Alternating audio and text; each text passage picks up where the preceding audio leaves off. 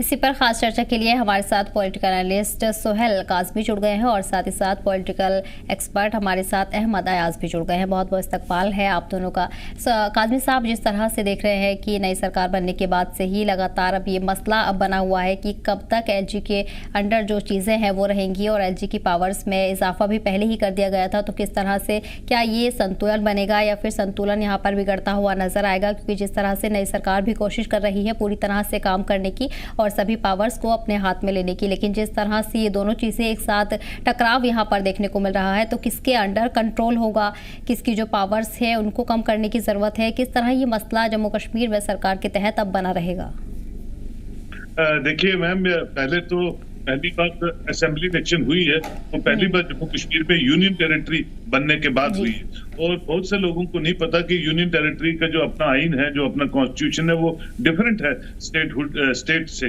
और अभी यही आकलन लगाया जाता था कि ऑनरेबल प्राइम मिनिस्टर ने कहा है, होम मिनिस्टर ने फ्लोर ऑफ द हाउस पे कहा कि स्टेटहुड को रिस्टोर किया जाएगा और 1 महीने तकरीबन 5-10 दिन हुए अभी इस सरकार को बने हुए। तो अभी ये प्रॉब्लम्स हैं क्योंकि लीगल पोजीशन जो है, लीगल पावर्स जो है वो डिफाइन नहीं हुई है। लेकिन जो मैं सुन रहा हूँ और जो मेरी बातचीत होती है बाकी हेड्स से, वो यही आवाज आ रही है कि थोड़े दिनों तक जो है एमएचए की तरफ से जो पावर्स हैं वो डेजिग्नेट हो जाएंगी कि कैबिनेट के पास क्या पावर्स होंगी और ऑनरेबल एलजी के राजभवन में क्या पावर्स होंगी। मुझे जहां तक जो फीडबैक आ रही है और होम जो है वो शायद पहले। जी हेलो जी काज़मी साहब, आवाज मिल रही है, आप बोल सकते हैं। जो इन्फॉर्म्ड सोर्सेज से मेरी पास जो सोर्सेज से खबर आ रही है वो यही है कि अभी तक जो चीजें, जो छोटी मोटी चीजें कैबिनेट ने ऑनरेबल गवर्नर को भेजी हैं, क्योंकि डिफाइंड पावर्स नहीं है उन पे अभी एक्शन नहीं लिया गया है। लेकिन थोड़े दिनों तक जिस वक्त ये पावर्स डिफाइन हो जाती हैं कैबिनेट की भी और ऑनरेबल गवर्नर साहब की भी, तो मुझे लगता है ये प्रॉब्लम जो है सॉर्ट आउट हो जाएगी क्योंकि एक डिफाइंड सिस्टम आपके पास आ जाएगा कि किसको किसके तहत और किसको कितनी पावर्स के हिसाब से जम्मू कश्मीर को रन करना है। और ये पौंडीचेरी के पैटर्न पे जो बातें हम सुन रहे हैं, पौंडीचेरी के पैटर्न पे, वो भी यूनियन टेरिटरी है, उसी के पैटर्न पे कुछ शायद ऊपर नीचे करके 1-2 लॉज को ऊपर नीचे करके यहाँ इंट्रोड्यूस किया जाएगा। और आने वाले दिनों में मुझे लगता है कि कोई रस्साकशी नहीं रहेगी जब सब चीजें क्लैरिटी से होंगी कि किसने किस तरह का काम करना है, किसके पास कौन से डिपार्टमेंट्स हैं, किसके हदूद में ट्रांसफर्स हैं, किसके हदूद में अपॉइंटमेंट्स हैं, किसके हदूद में क्या क्या चीजें हैं। तो मुझे लगता है वो एक प्रॉपर वे होगा और इससे ये भी उम्मीद लगाई जाती है कि आने वाले दिनों में जो स्टेटहुड का जो कंसेप्ट था कि जल्दी आएगी, क्योंकि जब आप यूनियन टेरिटरी को ही डिफाइन कर देंगे पावर्स को लेके, तो मुझे लगता है कि स्टेटहुड जो है वो अब थोड़ा सा लंबा मसला है, थोड़ा टाइम उसको लगेगा। और जब तक स्टेटहुड नहीं बनती है तब तक जो है जम्मू कश्मीर का रखरखाव जो है वो इस बिजनेस रूल्स के हिसाब से चलेगा, जो आने वाले दिनों में मुझे लगता है मिनिस्ट्री ऑफ होम अफेयर्स जो है वो अनाउंस कर देगी जम्मू कश्मीर के लिए। जी बेशक।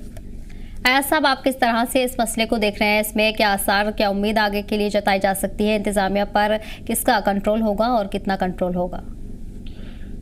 नहीं, अभी चूंकि ये मसला इसलिए सामने आ रहा है कि यूनियन टेरिटरी में है जम्मू कश्मीर, और चूंकि जो पहले जो यहाँ का सिस्टम रहा है वो स्टेट का सिस्टम बना हुआ है और डिफाइंड है कि किसके क्या पावर्स है, कौन कितना एक्सरसाइज कर सकता है, दैट इज वेल डिफाइंड। लेकिन चूंकि ये जो सिचुएशन चेंज होगी यूनियन टेरिटरी के चलते, तो इसमें अभी इलेक्शन भी हो गए और अभी 1 महीना होने के बाद भी अभी क्लियरिटी नहीं है।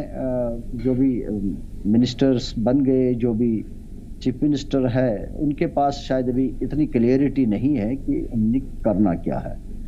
तो अब ये मान के चलते थे हम कि स्टेटहुड रेस्टोर हो जाएगा तो क्लियरिटी आ जाएगी कि स्टेट का अपना एक स्ट्रक्चर है, तो उसमें क्लियरिटी है क्या है, किसको क्या करना है। लेकिन जब ये जो बिजनेस रूल्स को डिफाइन करने की बात अब आ रही है यूनियन टेरिटरी में, तो पहला यही एक सामने जो बात आ रही है कि शायद स्टेटहुड इमीडिएटली रेस्टोर होने की बात नहीं है। अगर स्टेटहुड रेस्टोर हो जाती तो शायद ये सारी चीजें डिस्कस नहीं हो जाती, ना इनके ऊपर कोई काम किया जाता। लेकिन एक चीज तय है कि जो डिसीजन, जो फैसले जात यूनियन गवर्नमेंट ने बीजेपी की क़यादत में आज तक 2019 के बाद जब एब्रोगेट 370 हुआ, उसके बाद जो भी मुख्तलिफ फैसले जात हुए हैं, चाहे ज़मीनों को लेकर या बाकी मामला जो है यहाँ के, तो या सिक्योरिटी के मामला के अंदर उनके अपने कंट्रोल में रहा, तो उनका मानना यह है कि यहाँ की जो सूरत हाल है वो यही है कि लोकल जो सियासतदान है वही मिलिटेंट्स को शह दे रहे हैं। आई मीन ये उनके कुछ खदशात है। मुझे लगता है कि वो नहीं चाहेंगे कि ये जो फैसले उन्होंने इस दौरान लिए हैं कि उनको रिवर्स किया जाए, और उसी एहतियात के तहत मुझे लगता है कि स्टेट हुड शायद रेस्टोर नहीं हो रहा है, क्योंकि अगर वो स्टेट हुड को रेस्टोर करते हैं तो शायद डायरेक्टली पावर्स आ जाएंगे स्टेट गवर्नमेंट के पास, तो उसमें शायद कटेलमेंट का कोई प्रावधान नहीं है जो मैं देख रहा हूँ। अगर स्टेट को रेस्टोर किया जाए तो शायद उसमें कोई पावर्स को कटेल करने की बात नहीं होगी। तो इसलिए शायद वो ये अल्टरनेटिवली ये जो सिस्टम है अभी जो भी सिस्टम बनेगा उसमें वो उन तहफ़्फ़ुज़ात को सामने रखकर कि जो फैसला जात उन्होंने लिए हैं आज तक, उनको तहफ़्फ़ुज़ करने के लिए, उनको बचाने के लिए, ताकि उनको रिवर्स ना किया जाए, उनके साथ छेड़छाड़ ना किया जाए। मुझे लगता है कि उन्हीं की दिफा के लिए ये एक नया जो डिफाइन किया जा रहा है बिजनेस रूल के तहत, जो पावर्स डिफाइन किए जा रहे हैं कि किसके पास कौन से पावर्स होंगे, क्या इख्तियारात किसके पास होंगे, एलजी के पास क्या होगा, चीफ मिनिस्टर के पास होगा, बाकी मिनिस्ट्रियल जो पोजीशंस है उनके पास क्या रहेगा, या बाकी दूसरे तीसरे। तो एक नए सिरे से बिजनेस रूल्स के तहत डिफाइन किया जाएगा कि किसके क्या पावर्स है, ताकि एक क्लियरिटी आ जाए। तो उससे यही लगता है कि स्टेट हुड रेस्टोर होने का कोई भी इमीडिएटली चांस नहीं है, और कम से कम अगर स्टेट हुड रेस्टोर नहीं होता है, मान भी लेते हैं, तो क्या होगा, ये डिफाइन करने से एक क्लियरिटी सामने आ जाएगी सबको कि किसको क्या करने की ज़रूरत है, कौन क्या पावर इस्तेमाल कर सकता है। नहीं तो अभी 1 महीना होने के बाद भी अभी कंफ्यूजन में है, कुछ मुंह नहीं कर रहा है। तो शायद यही चीज़ देखकर कि आगे कैसे चले, एक प्रोसीजर बनाया जा रहा है। तो अब देखने की बात है कि वो कैसा प्रोसीजर होगा, किसके पास क्या पावर्स कैसे रहेंगे, वो अब देखने की बात। जी बिल्कुल। और इसी पर लगातार चर्चा के लिए हमारे साथ रिटायर्ड जज पॉलिटिकल एनालिस्ट सुभाष गुप्ता भी जुड़ गए हैं। सुभाष जी, बहुत बहुत इस्तकबाल है आपका। जिस तरह आप भी जानते हैं कि जल्द ही नए ज़ाब्तों का ऐलान हो सकता है, तो ऐसे में क्या उम्मीद की जा सकती है, किसके पास पावर्स का कितना कंट्रोल होगा, एलजी के पास या फिर जम्मू कश्मीर की बनी हुई नई सरकार के पास? किस तरह इस बंटवारे को देख सकते हैं, या इसमें तकरार नजर आएगी या संतुलन बना रहेगा? देखिए, ये जो Jammu and Kashmir J&K reorganisation act है, इसके मुताबिक सारा जो भी कश्मीर का पॉलिटिकल प्रोसेस वो एग्जीक्यूटिव पावर है, आपकी जुडिशियल की वर्किंग है, चाहे लेजिस्लेटिव वर्किंग है। तो मुझे लगता है आप आज कन्फाइन करेंगे जो एग्जीक्यूटिव की, गवर्नर की, गवर्नमेंट की, लेजिस्लेटिव फंक्शन की, एग्जीक्यूटिव एंड लेजिस्लेटिव फंक्शन। तो जो लेजिस्लेटिव फंक्शन है ये रेगुलेट होते हैं of minister section 53 Kashmir J&K reorganisation act, और जो कंडक्ट ऑफ बिजनेस है वो सेक्शन 55 है जो कश्मीर J&K रीऑर्गेनाइजेशन। और ये मैं अपने आपके दर्शकों के लिए बता दूं, तो बिजनेस रूल है तो फंक्शन डिस्चार्ज करने के लिए, चाहे वो एग्जीक्यूटिव फंक्शन ये चीफ मिनिस्टर करेगी, एलजी करेंगे जो लेफ्टिनेंट गवर्नर है, वो एक उसका प्रोसेस उसके मुताबिक 2019 में बिजनेस रूल बन चुके हैं। और आपको याद होगा ये मेरे पास अमेंडमेंट है, रिसेंट अमेंडमेंट जे आई थी, उस वक्त एक बात हुई थी, ये 12 जुलाई 2024 जी। अमेंडमेंट किसकी हुई थी? 55 में तो रूल बने थे, क्या थे? ये रूल्स हैं। ठीक है। Section of business government union territory of Jammu and Kashmir, second amendment वो बने। उस रूल्स में ये अमेंडमेंट हुई, कुछ एडिशन हुई। जैसे रूल 5 में सब रूल 5 आया, ये आया उसमें, और रूल 42 ये आया, 42B आया। तो ये आप 2 किस्म के रूल्स हैं। तो रूल बन चुके हैं इसके लिए जो बिजनेस ट्रांजैक्शन है तो फंक्शन के लिए। तो आपको याद होगा जब राठौर साहब ने एज ए स्पीकर और एक रेजोल्यूशन मूव हुआ था जो कहां पे, लेजिस्लेटिव असेंबली में, तो उन्होंने कहा था कि अभी हमारे पास लेजिस्लेटिव फंक्शन के रूल फॉर्मली बने हैं। अभी रूल लेजिस्लेटिव फंक्शन के लेजिस्लेचर कैसे चलेगी, स्पीकर की पावर्स, एलजी का एड्रेस, या जो वहां पे कैसे प्रोसीडिंग्स होगी, वो अभी रूल्स बनने हैं, जो मेरी समझ है या मेरी इंफॉर्मेशन है। तो जो रूल बिजनेस ट्रांजैक्शन के हैं वो बन चुके हैं, वहां उनमें आप अमेंडमेंट कर सकते हैं। जैसे 12 जुलाई 2024 को वो अपने प्रेसिडेंट ऑफ इंडिया की जो नोटिफिकेशन है मेरे सामने है, इसमें लाई थी वो। हाँ, आगे जो भी आप पावर डिमार्केट हैं, जो गवर्नर और चीफ मिनिस्टर कैसे वर्क करेगा, फाइलें कैसे चलेंगी, जो सेक्रेटरीट की कैसे होगा एग्जीक्यूटिव साइड पे, वो भी अमेंडमेंट हो सकती है रूल्स में। तो वो ये बात है मेरी जो नॉलेज है। बाकी आप पूछें। बिल्कुल ठीक है सुभाष जी, काज़मी साहब कितना इत्तेफाक रखते हैं सुभाष जी की बात से, और साथ ही भी जानना चाहेंगे कि पावर की जो ये लड़ाई इंतखाब से पहले चल रही है और इंतखाब की लड़ाई ये बाद ये और ज़्यादा बढ़ गई है, ऐसे में कितने फीसद और कब तक इसके हल होने की जो उम्मीद है वो कर सकते हैं? देखिए सुभाष जी बड़े सीनियर ल्यूमिनरी हैं, लॉ ल्यूमिनरी हैं, और इनका एक्सपीरियंस है डिफरेंट कैपेसिटीज में, और ये इन्होंने बिल्कुल ठीक एलेबोरेट किया, उसमें कोई दो राय नहीं, क्योंकि लीगल व्यू पॉइंट इन्हीं का मैटर करता है, इनको ज्यादा पता है। लेकिन जहां तक मेरे से पहले जो सर कह रहे थे, उन्होंने जो चीजों को टच किया कि वो भी बड़ी खूबसूरत थी, कि taking care of the sensitivity of the Jammu and Kashmir. देखिए हम स्टेट से यूनियन टेरिटरी में आए, यूनियन टेरिटरी में इलेक्शंस होती हैं, और इलेक्शंस पहली बार अगर आप देखिए 77 इयर्स में जबकि जम्मू कश्मीर बना है, आप देखिए इतनी ट्रांसपेरेंट, इतनी फुल प्रूफ तरीके से, इतनी शमूलियत लोगों की, और इतने उल्लास इस इलेक्शंस में देखा गया, जो इंडिकेट करता है कि 99.9% लोग जो है वो जम्मू कश्मीर को खुशहाल देखना चाहते हैं, आगे लेके जाना चाहते हैं। और मुझे लगता है उसी पे काम जो है 10 सालों में जो मरकज ने किया है कि पीस किस तरह से कंड्यूसिव एटमॉस्फेयर जम्मू कश्मीर में बने और आगे चले, और लोग जो है अमन अमान से अपनी रोजी रोटी के साथ आगे बढ़े।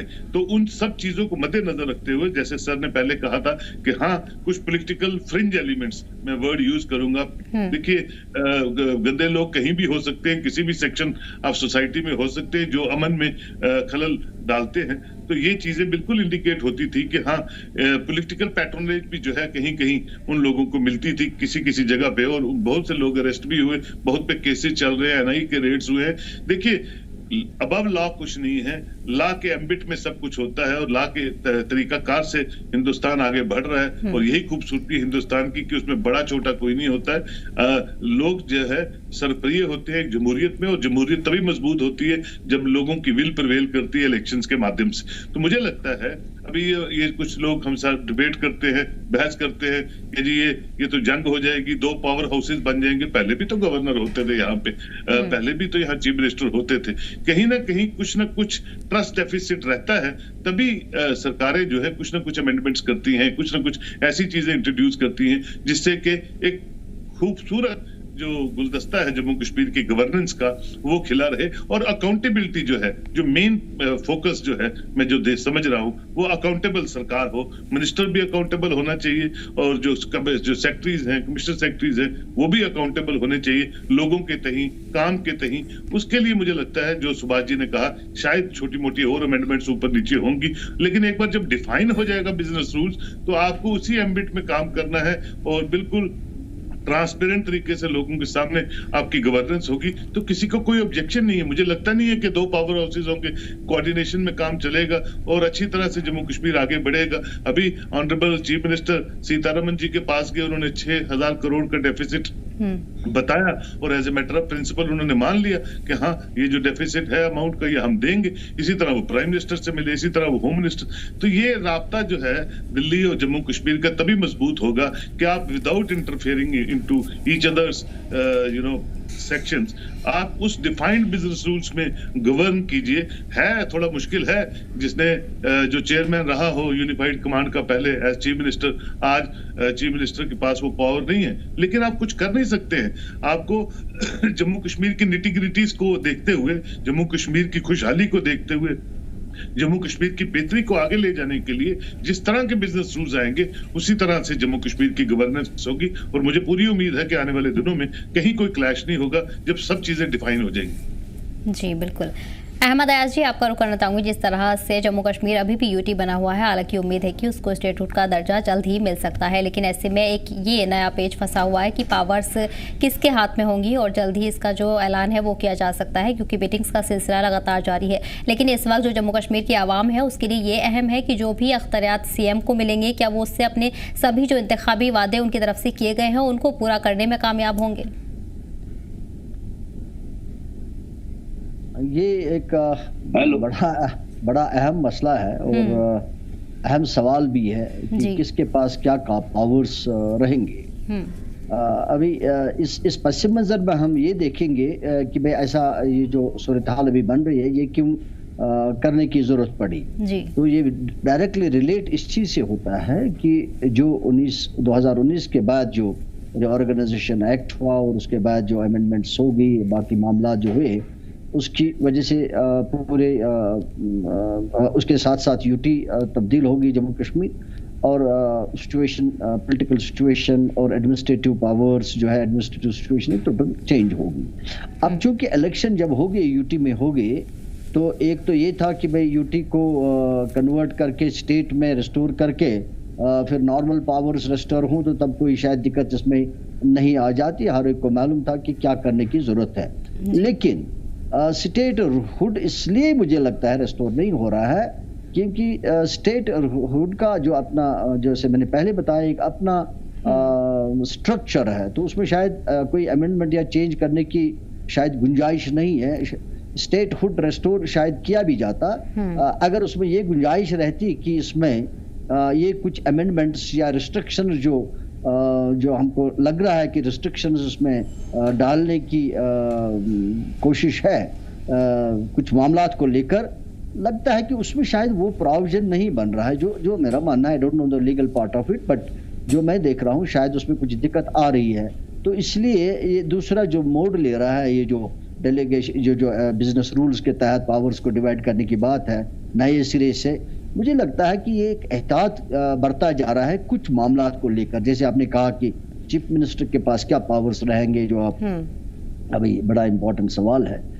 तो 2-3 इश्यूज को लेकर मुझे लगता है कि ये सारा मामला घूम रहा है। एक ये कि यहाँ की सिक्योरिटी को लेकर जो होम मिनिस्ट्री का मामला है, जो होम मिनिस्ट्री में आता है, मुझे लगता है वो एक शायद कंसर्न रहेगा। और दूसरा जो रेवेन्यू जो लॉज, जो लैंड लॉज है, जब यहाँ कहीं कोई अमेंडमेंट हो चुकी है, शायद उसको लेकर कुछ मामले हो सकते हैं। शायद ये इनमें डायरेक्टली या इनमें फुल पावर स्टेट गवर्नमेंट को इसके गवर्नमेंट को ना दिया जाए, जो जम्मू कश्मीर की गवर्नमेंट है, या इसमें कंट्रोल किया जाए होम मिनिस्ट्री के द्वारा। ये जो यहाँ की सिक्योरिटी मामला है उनको कंट्रोल किया जाए। और उसके बाद हो सकता है फाइनेंस में, क्योंकि फाइनेंस मैटर करता है कि उनके पास एक प्रॉपर कंट्रोल रहे। ये मोटा मोटा ये 2-3 एरियाज लग रहे हैं कि जिनमें शायद सबसे ज़्यादा कंसर्न यूनियन गवर्नमेंट की है, जो जिसकी क़यादत बीजेपी सरकार कर रही है। तो मुझे लगता है कि मोटा मोटा यही 2-3 कंसर्न हैं, इन्हीं एरियाज में कंसर्न है। और इसको छोड़ के बाकी शायद पूरा स्टेट, जो चीफ मिनिस्टर हो, मिनिस्टर्स हो, जो बाकी जो इदारे हैं, उनके पास शायद ये पावर्स होंगे। और लेकिन उनमें भी शायद कुछ रिस्ट्रिक्शन ऐसी आ जाए कि भाई ये बिल्कुल फ्रीनेस ना हो कि भाई कहीं भी कुछ किया जाए। मुझे लगता है कि वहाँ भी कुछ ना कुछ रेस्ट्रिक्शन रहेगी कि जहाँ सेंट्रल गवर्नमेंट का हाथ रहेगा थ्रू एलजी, और जहाँ जो भी स्टेट गवर्नमेंट चाहेगी करना, प्रपोजल बनाना पड़ेगा और subject the concern, subject the acceptance मुझे लगता है होगा, माँ सिवाय कुछ नॉर्मल इश्यूज के जो नॉर्मल एडमिनिस्ट्रेशन में आते हैं। जैसे कल हमने देखा एक डिप्टी चीफ मिनिस्टर कहीं किसी डिपार्टमेंट में गए, उन्होंने वहाँ कुछ लोगों को एब्सेंट पाया किसी डिपार्टमेंट में, तो वहाँ फिर एक्शन लेने की बात आई। मुझे लगता है कि उस हद तक शायद नॉर्मल लेवल में, एडमिनिस्ट्रेटिव लेवल में शायद कोई दिक्कत नहीं आएगी उन चीज़ों को लेकर। लेकिन जो मेजर इश्यूज है मैनिफेस्टो को लेकर, तो उसमें ये जो कंसर्न्स जो है, जो मैंने कहे, उसमें तो ऑलरेडी वो कवर हो रहे हैं। जैसे क्या नाम है इसका, वो जो प्रिजनर्स की बात है, या जब फाइनेंस की बात है तो फिर उसमें वो बाकी जो जहाँ फाइनेंस इन्वॉल्व है वहाँ बात आ रही है। मुझे लगता है मोटा मोटा उसमें कवर हो रहा है। तो वो भी शायद डायरेक्टली और उस लिहाज से थ्रू नहीं हो पाएगा चीफ मिनिस्टर के पास, मिनिस्टर्स के पास। उसमें भी थ्रू करने के लिए कुछ स्टेप्स के अंडर, कुछ स्टेयर केसेस के थ्रू जाना पड़ेगा। ऐसा नहीं है कि भाई कहीं हम कुछ भी ऐलान करेंगे और हो गया जैसे पहले होता था, ऐसा नहीं लग रहा है होने को। एक रेस्ट्रिक्शन भी होगी, कुछ कुछ कंट्रोल्स भी होंगे, कुछ मॉनिटरिंग होगी। मुझे लगता है ये सारे मामलात को लेकर एक निज़ाम शायद तश्कील दिया जा रहा है, ताकि हर एक को पता रहे कि आप किस हद तक जा सकते हो, आपने क्या करना है, और एलजी को क्या करना है, चीफ मिनिस्टर को क्या करना है, मिनिस्टर को क्या करना है, एडमिनिस्ट्रेटिव सेक्रेटरीज को क्या करना है। मुझे लगता है इसको डिफाइन किया जाए। और लेकिन किसी को इतनी आज़ादी नहीं होगी, जो मैं मान रहा हूँ नए लॉज को, नए सिस्टम को लेकर, कि वो अपने तरीके से जैसे करता था वो कर ले। ये मैं इसलिए कह रहा हूँ कि अगर वो बात होती कि रिस्ट्रिक्शन डालने की ना बात होती, तो शायद नया निज़ाम तश्कील देने की बात नहीं होती, अभी नया सोचने की बात नहीं होती। फिर एक निज़ाम दिया हुआ था तो उसी को आगे कर सकते थे। लेकिन मुझे लगता है कि उसमें कुछ रिस्ट्रिक्शंस की बात है। दिक्कतें तो नहीं आएंगी, हो तो जाएगा, जैसे भी अब नया सिस्टम आया जाएगा, लेकिन सिस्टम थोड़ा बदल जाएगा और कोई आज़ादी से जैसे पहले करता था ऐसे नहीं कर सकता है। उसमें कुछ रिस्ट्रिक्शंस हो तो काम तो हो जाएगा, लेकिन कुछ सिस्टम में, कुछ कंट्रोल में ऐसा कुछ हो जाएगा, जो मेरा मानना। जी बिल्कुल सुभाष जी, ये बहुत लाजमी सी बात अयाज जी ने की है कि ऐसा करने की ज़रूरत क्यों पड़ रही है। तो ऐसे में लीगली आपसे जानना चाहूँगी, क्या ये प्रोसेस ज़रूरी है कि दोनों जो पावर्स है उनका बंटवारा किया जाए, या फिर ऐसा भी किया जा सकता है कि एक की पावर्स को ख़त्म कर पूरी तरह से जो सीएम है जम्मू कश्मीर के, उनके हाथ में जो पावर्स है वो दी जाए। अक्सर ऐसा ही होता है अगर दूसरी रियासतों की हम बात करें तो। लेकिन ऐसे में यहाँ दोनों के बीच जो मसला है वो फंसा हुआ है, तो ये करना ज़रूरी है, या फिर ये कहें कि संतुलन के साथ जैसे चल रहा है वैसे अगर चले तो क्या ये कामयाब होगा? बिल्कुल, जो आप बात कर रहे हो ना, सुना दोनों जो हमारे काजमी साहब थे और दूसरे जो स्पीकर थे, जो पैनलिस्ट थे, तो बिल्कुल मैं एक बात क्लियर कर दूं, मैं बिल्कुल इत्तेफाक करता हूं इस बात से कि ये हारमोनियस एक्शन होगी, हारमोनियस एप्लीकेबिलिटी होगी। और ये देखिए, अब पिछली बार एडवोकेट जनरल की बात आई। देखिए, जो लॉ एंड जस्टिस है स्टेट सब्जेक्ट है, वो स्टेट सब्जेक्ट है, और जो पुलिस वो आपकी जानकारी में है, जो फोर्सेज हैं वो सेंट्रल गवर्नमेंट के पास है, वो सेंट्रल गवर्नमेंट भी के रिप्रेजेंटेटिव है, उनके थ्रू है।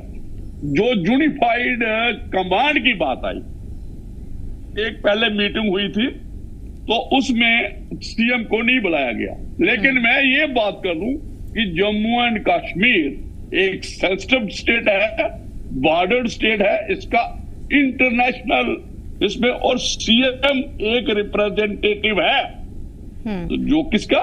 चीफ मिनिस्टर, लोगों का, इलेक्शन का।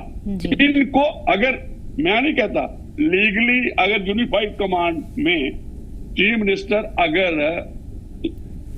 अगर नहीं उसका कोई स्थान है, तो मैं कहता हूं प्रोटोकॉल के हिसाब से या रूल जो रेगुलेशन है जो गवर्नमेंट के पास, तो उसको स्पेशल इनवाइटी बुलाना, क्योंकि उसकी प्रेजेंस जाएगी जम्मू एंड कश्मीर के लोगों की चुना हुआ है, उसमें यूनिफाइड कमांड में उसको आना जो। और जो देखिए एडवोकेट जनरल का था, मुझे लगता है एडवोकेट जनरल ने रिजाइन दिया था और उनको बाद में कहा गया, कॉन्फिडेंस में इनमें बातें हुई, उनको कहा कि कंटिन्यू। तो इसके ऐसी बात नहीं है, कोई टकराव नहीं होगा और टकराव यहां कर भी नहीं सकता, मैं बार बार कहता हूं।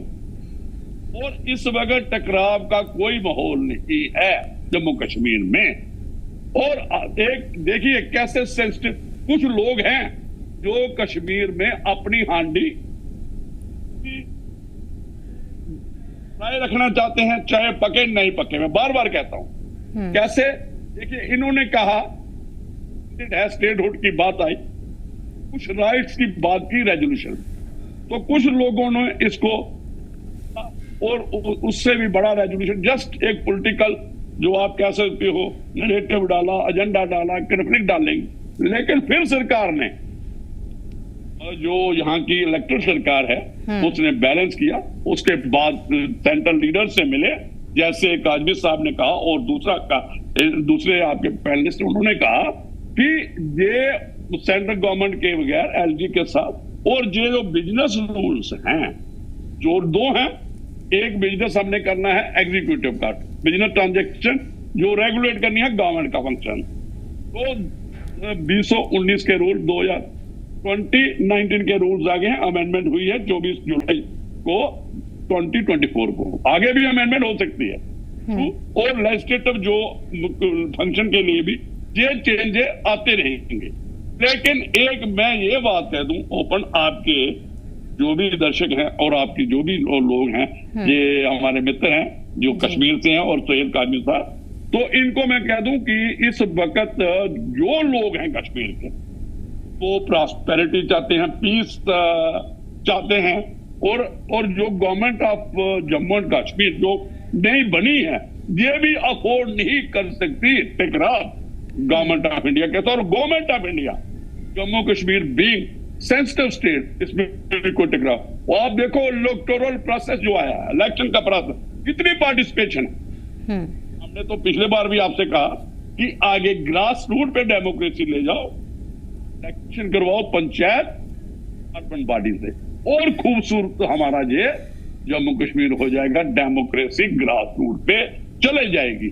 और एक और बात की, तो हमारे जो विजिट कर रहे हैं वो हमारे इलेक्टेड रिप्रेजेंटेटिव हैं, जो कैबिनेट मिनिस्टर हैं, डिफरेंट डिपार्टमेंट। मैंने पिछले दिन ये बात हमारे ही एक फरूक लोन साहब ने एक लिखा था, वो हमारे साथ पब्लिक सर्विस कमीशन में थे और वो यहाँ पे जेएडी के सेक्रेटरी हैं।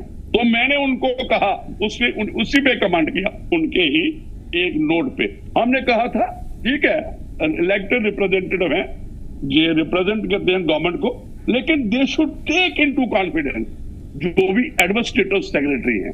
वो जनरली दौड़ा होता है, एक कोई भी मंत्री होता है, वो अपने साथ कंसर्न डिपार्टमेंट का, अगर हेल्थ का है तो हेल्थ के साथ एडमिनिस्ट्रेटिव सेक्रेटरी जाता है, अगर R&B का है उसका एडमिनिस्ट्रेटिव सेक्रेटरी जाता है। हाँ, अगर गांव में होगा डिप्टी कमिश्नर वहां, तो उनके साथ किसी भी ऑफिस में जाना है। They should be A coordination,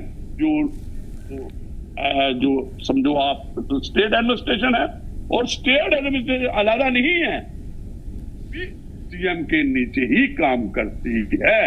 तो सीएम साहब ने, जो चीफ मिनिस्टर है, जो लोग नए हैं, नए मंत्री हैं, और लोग भी डिमांड करते हैं कि पब्लिक के रिप्रेजेंटेटिव है, लेकिन इसको रेगुलराइज करना पड़े।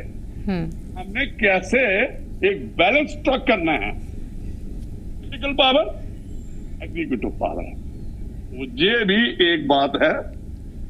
बाकी ऐसी बात नहीं है, एक ट्रस्ट डेफिसिट था, कोई जो एक बात आई, स्टेटहुड वापस नहीं हो रहा है। ये बात जी, स्टेटहुड वापस कैसे होगा गवर्नमेंट ऑफ इंडिया नजर रखी हुई है, पाकिस्तान पे भी रखी है, चाइना पे भी है और कश्मीर के लोगों पे भी है, जम्मू कश्मीर के लोगों में, जहां अभी भी टेररिस्ट एक्टिविटी हो रही and law and public order को डिस्टर्ब करने की कोशिश की रही है। और कुछ एलिमेंट हैं अभी भी जो चाहते हैं कि देश प्रॉस्पेरिटी, पीस, डिस्टर्बेंस रहे। तो ये जब तक जहां पे पीस आएगी, कंफर्टेबल होंगे लोग, तो स्टेटहुड सुप्रीम कोर्ट का ऑर्डर है, सुप्रीम कोर्ट के फैसले में लिखा है ये स्टेटहुड मिलनी ही मिलनी है, आज मिलेगी कल बनेगी, रेजोल्यूशन से होगा, जहां सुप्रीम कोर्ट में दोबारा पिटीशन लगेगी और उसमें ऑर्डर होगा। ऐसी कुछ नहीं, लेकिन हमारी भी जिम्मेवारी है being citizen of Jammu and Kashmir, तो कि हम भी यहाँ पे पीस लाएं, कोशिश करें, प्रॉस्पेरिटी लाएं। और जो लोग डिस्टर्बेंस क्रिएट करना चाहते हैं जम्मू में, चाहे पॉलिटिकल अनरेस्ट या दूसरी टेररिस्ट एक्टिविटी या दूसरों को, उनको चेक करें, उन पे नजर रखें। और लॉ एंड ऑर्डर इस वक्त किसके पास है? के पास है, जिम्मेदारी उनकी है। मैंने तभी कहा यूनिफाइड कमांड में सीएम को अगर कोई नई तरीका है, अबल तो he is the man, law and justice उसके पास है, he should have been part of unified command. अगर नहीं है, he should be called as a bachelor white. तो मुझे लगता है सुहेल काजी साहब और दूसरे जो पैनलिस्ट है मेरे से एग्री करेंगे। चलिए ठीक है, उन्हीं से पूछ लेते हैं। काजमी साहब कितना इत्तेफाक रखते हैं सुभाष जी की बात से, और साथ ही साथ जिस तरह से देखा जाए तो अगर इन फैसलों के बाद जो भी फैसला आता है और इसका ऐलान किया जाता है, अगर दोनों के बीच कोऑर्डिनेशन की बात की जाती है, पावर्स के इजाफे की बात की जाती है, सभी के अंडर अलग अलग डिपार्टमेंट अगर दिए जाते हैं, तो इसका कितना इम्पैक्ट पड़ेगा, किस तरह से जो इसके रिजल्ट होंगे वो देखने को मिल सकते हैं। लेकिन अगर पावर एक ही हाथ में दी जाती है, मान लीजिए सीएम उमर सरकार के हाथ में अगर पूरी तरह से पावर्स होती है, तो ये जम्मू कश्मीर की जो राजनीति है उसके लिए कितना फायदेमंद साबित होगा, या इसमें कुछ जो कमी है वो रह जाएगी, या फिर दोनों तरह से कोऑर्डिनेशन देखना जम्मू कश्मीर की आवाम पसंद करना चाहती है? देखिए, इसमें 2-3 पॉइंट्स हैं। पॉइंट नंबर 1 ये है कि हमने प्रीवियस गवर्नमेंट्स में देखा है जिसकी पार्टी लीड कर गई, मतलब जिसके ज्यादा नंबर आए वो सरकार में आए, चाहे नेशनल कॉन्फ्रेंस थी, कांग्रेस थी, पीडीपी थी, महबूबा जी थी, वो जो उनके मिनिस्टर्स होते थे या उनके जो ब्लॉक प्रेसिडेंट्स होते थे, हमेशा काम जो है गवर्नमेंट को अपीस, जो सरकारी ढांचे को जो अपीस करता था, उसी पॉलिटिकल पार्टी को करता था। आप देखिए जम्मू कश्मीर में पिछले 10-12 साल से 60,000 के करीब जो है वो डेली वेजर्स, रहबरे तलीम, रहबरे ज़िया, बहुत सी लोग हैं जो एजिटेट कर रहे हैं और वो अपनी रेगुलराइजेशन की बात कर रहे हैं सरकारों से, गवर्नर हाउस के बाहर धरने लगते हैं। अब ये लोग जो लोग हैं, ये कौन लोग हैं? अल्टीमेट किसी न किसी सरकार ने लगवाए हैं, और पब्लिक सर्विस कमीशन में सुभाष गुप्ता साहब खुद मेंबर रहे हैं। हर स्टेट में पब्लिक सर्विस कमीशन है, हर स्टेट में स्टेट SSR भी है, रिक्रूटमेंट बोर्ड्स हैं। तो ये 60,000 लोग कहां से आ गए? जिसका मन करता था हाथ पे ऑर्डर करके उसका लगा देता था। और ये 60,000 फैमिलीज, आप देखिए 60,000 फैमिलीज इंटू 5 भी, एक फैमिली मेंबर, एक एम्प्लॉय के 5 फरीक भी होंगे घर में, तो आप 60,000 को डिवाइड कीजिए, मल्टीप्लाई कीजिए 5 के साथ, तो कितने लोग जो है वो सड़कों पे एजिटेट कर रहे हैं। वो किसकी गलतियां हैं? ये प्रीवियस जो रजीम रहा, ये उसकी गलतियां हैं। आप देखिए जो J&K बैंक है, आप प्रीवियसली देखिए 200 करोड़ 500 करोड़, क्यों, हमारा अपना बैंक था, J&K का अपना बड़ा प्रॉफिटेबल बैंक था। आप देखिए कितने केसेस रजिस्टर हैं मंत्रियों के बेटों के ऊपर, मंत्रियों के ऊपर 200 करोड़ फाइल के ऊपर साइन करके लोन सैंक्शन हुए हैं, और वो केसेस जो है ऑनरेबल हाई कोर्ट्स के ऊपर चल रहे हैं। तो अकाउंटेबिलिटी देखिए, अगर आप सत्ता में आए हैं, अगर आप मिनिस्टर हैं और 2 डिपार्टमेंट देखते हैं, तो ये सिर्फ एक पॉलिटिकल पार्टी को अपीस करने के लिए गवर्नेंस में नहीं आए। आप जम्मू कश्मीर के मंत्री बनते हैं, आप जम्मू कश्मीर के चीफ मिनिस्टर बनते हैं,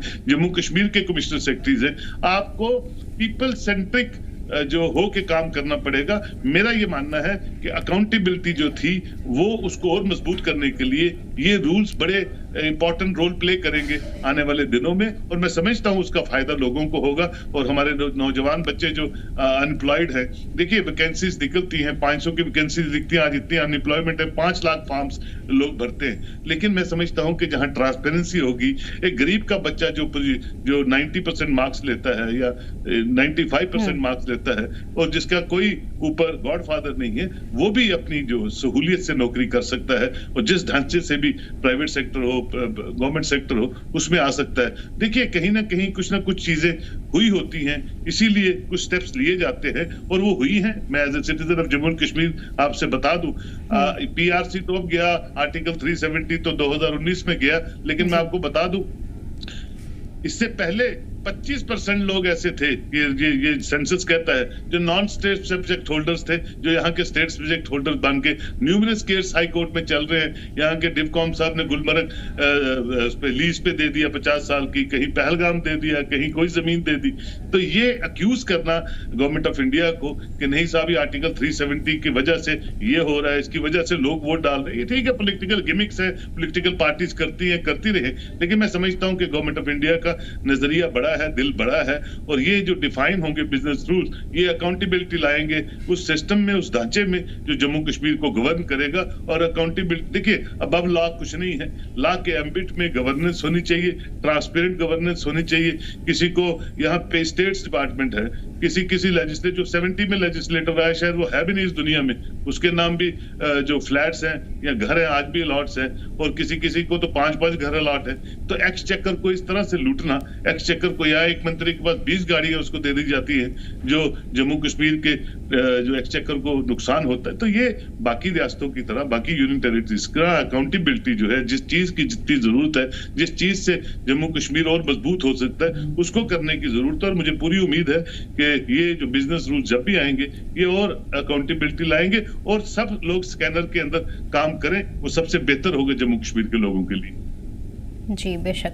अहमद अयाज साहब, कितना इत्तेफाक रखते हैं काज़मी साहब की बात से आप, और जिस तरह से देखा जाए भले ही किसी के भी हाथ में पावर्स आती हैं, लेकिन एक मसला जम्मू कश्मीर में ऐसा है जो लगातार बना हुआ है और अभी तक पूरी तरह से उसका खात्मा नहीं हुआ है। दहशतगर्दी की मैं बात कर रही हूँ। दहशतगर्दी के खात्मे की जिम्मेदारी कौन इसके लिए अकाउंटेबल होगा, इसकी जिम्मेदारी किसकी होगी? अभी तक तो लॉ एंड ऑर्डर LG के अंडर अब जिस तरह से कहा जाता है, और LG की जवाबदेही इस पर कही जाती है और इसी के लिए इल्ज़ाम भी उन पर लगते रहे हैं, या फिर सेंट्रल को इसका जिम्मेदार हम कहें या LG को इसका जिम्मेदार कहें। पावर्स में अगर इजाफा भी होता है तो दहशतगर्दी के खात्मे की जिम्मेदारी किसके अंडर होगी?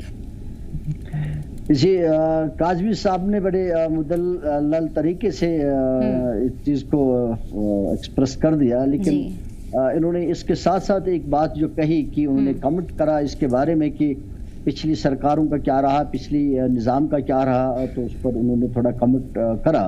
लेकिन मैं वो नहीं कहूँगा कि वो पिछला जो सिस्टम था और उस सिस्टम में लोगों ने सही काम किया या नहीं काम किया, उसमें ज़्यादा नहीं कहूँगा मैं। लेकिन अलबत्ता मेजरली मोटा मोटा ये है कि लोग मुतमईन नहीं है जो उस सिस्टम में लोगों ने काम किया, खास तौर सियासत में या इवन एडमिनिस्ट्रेशन में। तो बाय एंड लार्ज लोग मुतमईन नहीं है, इसीलिए उसी के चलते ये जो रीजनल पॉलिटिकल पार्टीज है उनके साथ लोग बदजन है।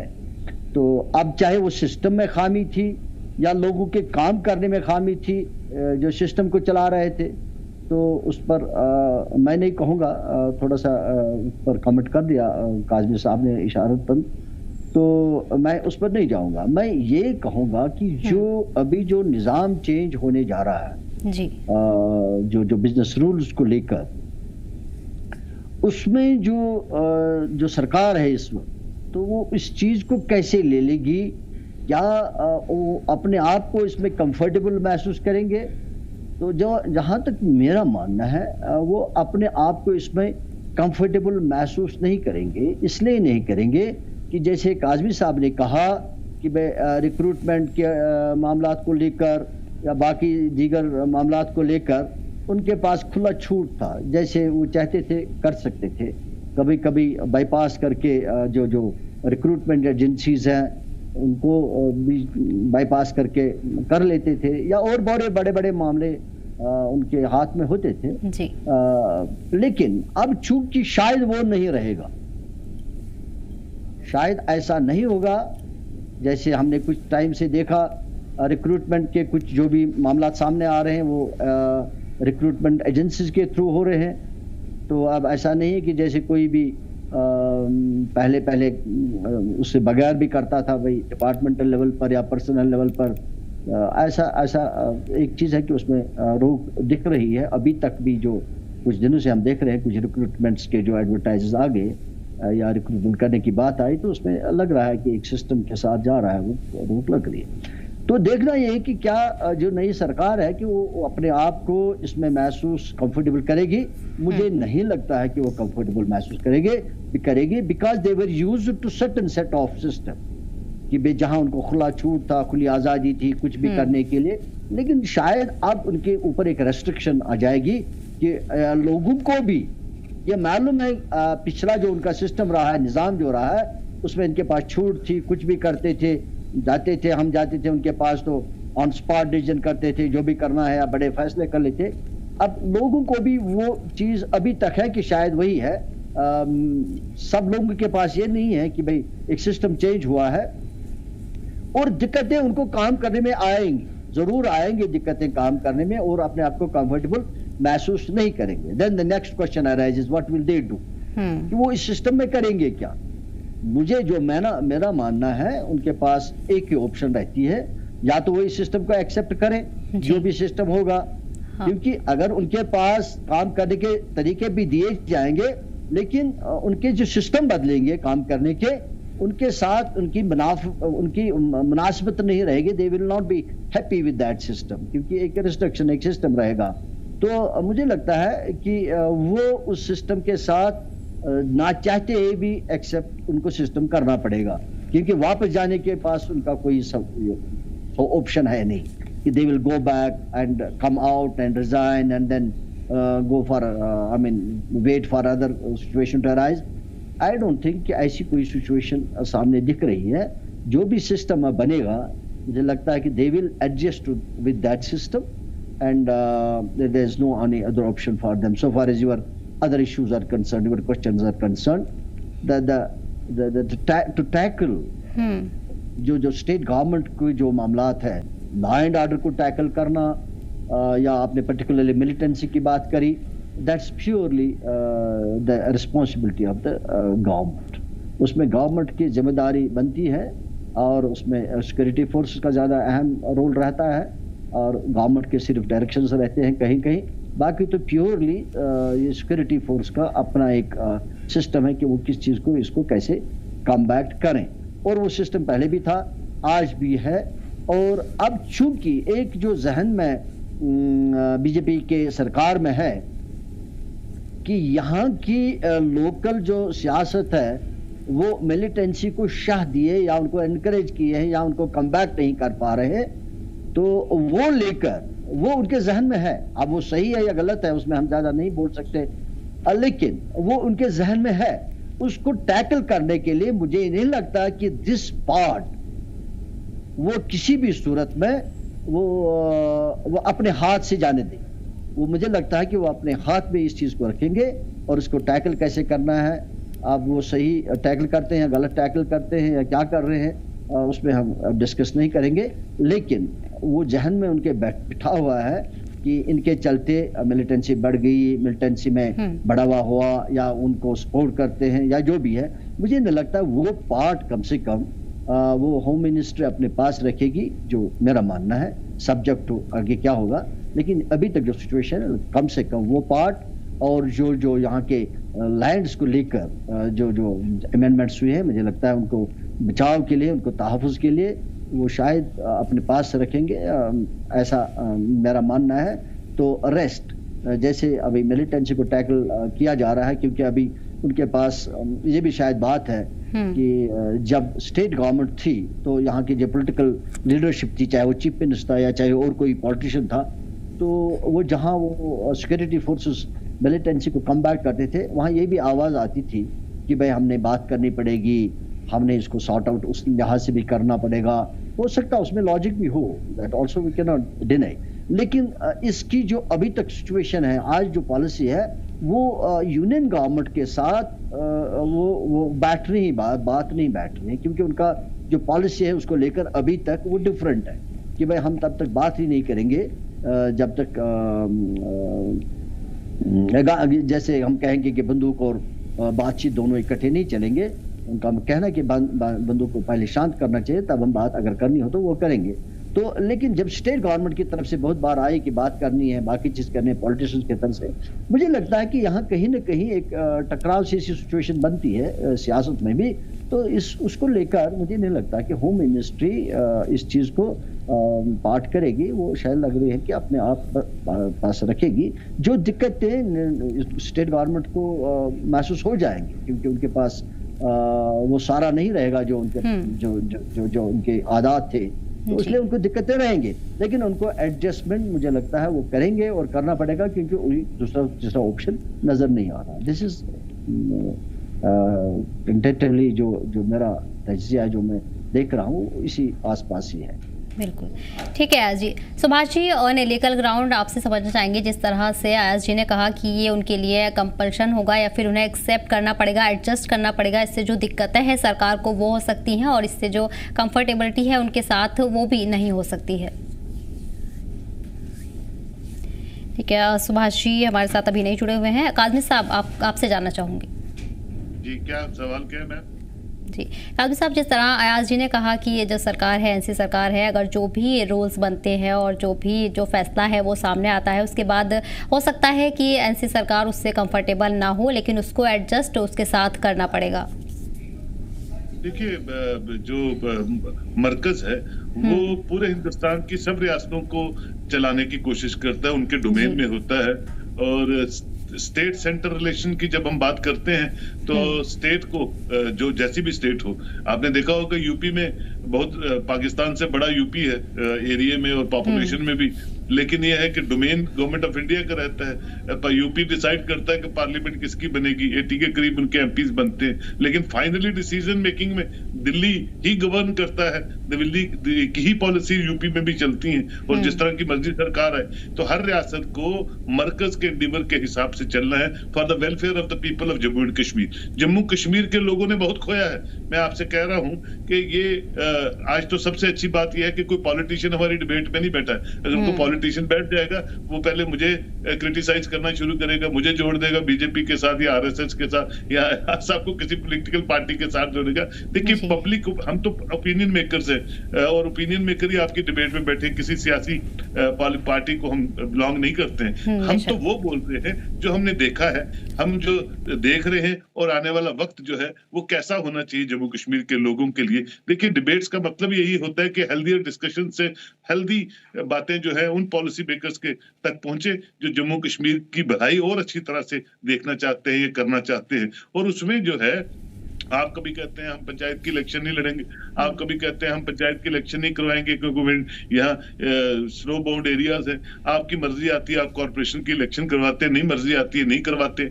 आप देखिए, आप अपनी पार्टी के हिसाब से आप अपने बेटे को चीफ मिनिस्टर 2 बार बनाइए, 3 बनाइए, वो आपका पर्सनल एजेंडा है। लेकिन जहां तक गवर्नेंस की बात है, Jammu Kashmir as a component, उसमें रीजनल और रिलीजियस इम्बैलेंस को छोड़ के इक्विटेबल बैलेंस करके आपको गवर्न करना है। उसके लिए मरकज के स्कीम्स आती है, सेंट्रल स्पॉन्सर्ड स्कीम्स हैं, हमारा एनुअल एलोकेटेड बजट है, और उसमें आपको बिल्कुल एक अकाउंटेबल ट्रांसपेरेंट तरीके से गवर्नेंस करनी है। और उसी की जो तरीकाकार है, मुझे लगता है उसी के लिए बिजनेस रूल जो हैं और मजबूती से आपको काम करने में मजबूती से आगे बढ़ेंगे। और आपको करना चाहिए क्योंकि लोगों ने आपको चुना है। देखिए, जहां तक चुनने की बात है, आप चीफ मिनिस्टर बन चुके हैं, आपके पास नंबर है, आंकड़ा है, सब कुछ है। अब जहां तक गवर्नेंस की बात है, वो आपको सर्टन रूल्स, सर्टन रेगुलेशन जो भी आएंगे आने वाले दिनों में, उसके तहत जम्मू कश्मीर को चलाना है। और मुझे लगता है समझदार पॉलिटिशियन या समझदार पॉलिटिकल पार्टी वही होती है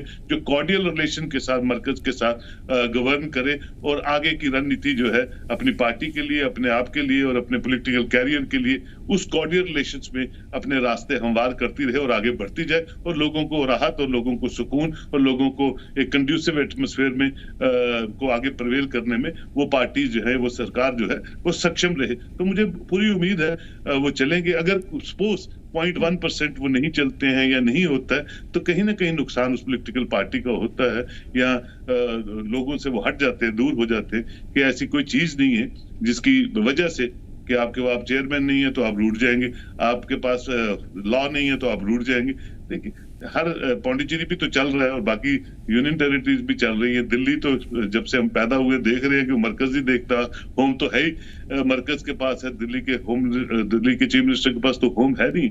तो ये सब चीजें आदत पड़ी है, आपको माइंडसेट बदलना है। आप उस माइंडसेट 70s के माइंडसेट पे गवर्न नहीं करेंगे, या पहले वाले स्टेट में जैसे आप गवर्न करते थे वैसे नहीं करते। हाँ, अगर आप अकाउंटेबल रहे होते, कुछ चीजें आपने ऐसी ना की होती जिसकी मजबूरी के तहत ये बिजनेस रूल्स और यूनियन टेरिटरी फिर शायद ना बनती और आज हम जिस फिजा में है वैसी फिजा ना होती। तो कहीं ना कहीं कोई ना कोई कोताहियां होती हैं, इसी के लिए मरकज इंटरवीन करती है और उसको ठीक करने के लिए कुछ ना कुछ चीजें नई इंट्रोड्यूस करती है फॉर उस सरकार के लिए भी and for the welfare of the people in Jammu and Kashmir. उसमें कोई सियासत मुझे लगता है होनी नहीं चाहिए जहां तक गवर्नेंस की बात है। और बिल्कुल उमर साहब बहुत मैच्योर हैं और इस बार उनकी बॉडी लैंग्वेज बहुत बड़ी मैच्योरिटी से वो काम कर रहे हैं। तो मुझे लगता है he should be flexible as the chief minister with his cabinet to run the affairs of Jammu and Kashmir as directed by the business rules, जो भी 2-4-5 दिनों तक जम्मू कश्मीर में आएंगे। बिल्कुल ठीक है काज़मी साहब, अभी फिलहाल फैसले का इंतजार करना होगा और देखना होगा किस तरह से जो नए रूल्स हैं वो बनते हैं और क्या कुछ मुश्किलात एनसी सरकार के सामने पेश आती हैं। इस खास चर्चा में फिलहाल इतना ही। आया साहब, सुभाष जी, बहुत बहुत शुक्रिया आपका हमारे साथ जुड़ने के लिए और अपना कीमती वक्त देने के लिए। फिलहाल इस बुलेटिन में इतना ही, हमें दीजिए इजाजत। देखते रहिए केसर टीवी। आदाब।